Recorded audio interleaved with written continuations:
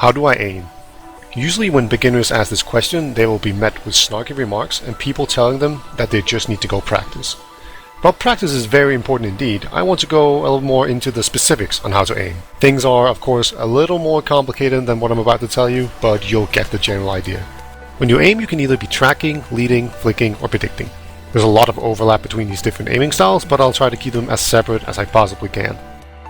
First up, leading. Leading is when you place your crosshair ahead of your opponent and wait for them to run into it. When leading, you try to keep your crosshair as stationary as possible while letting your opponent do all of the movement. At most, you'll see people use the movement keys while holding their mouse still. This is called strafe aiming, and it's probably the easiest way to aim. The drawback, though, of leading is that your own movement becomes very limited or easy to predict, so leading is best used when your opponent hasn't seen you yet. Next, predicting. When people move in a predictable fashion, you can figure out ahead of time where they're going to be, and you use this to keep your crosshair pinned to their hitbox. Predicting is usually done when people are flying through the air, haven't seen you yet, or when they're otherwise unable to control their movement, at least not very well.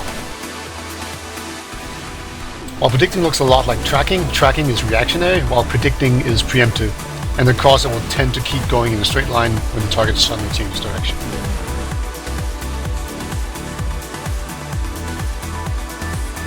Tracking is usually done against big and slow targets that can be consistently tracked, and unlike the smooth movement of predicting, tracking tends to consist of many small micro-adjustments due to the target's unpredictable nature.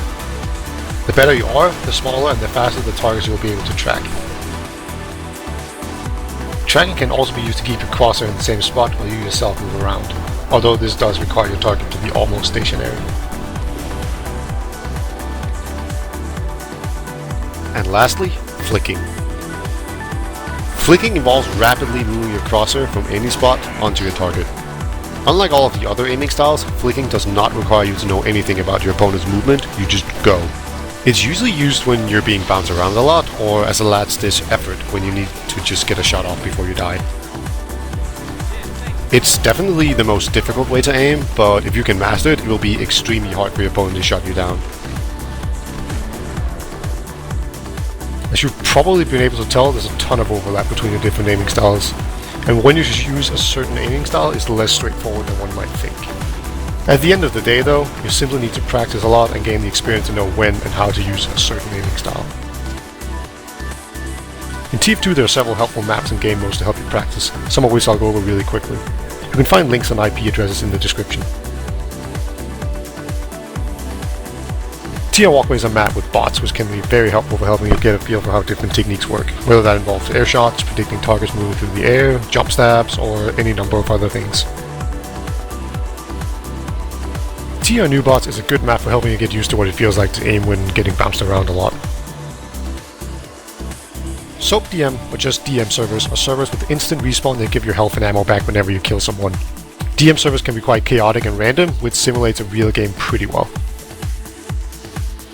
And finally, there are MGE servers, which focus on 1v1 matchups for those that get sick of a scout running in and shooting you in the back while you were fighting someone else.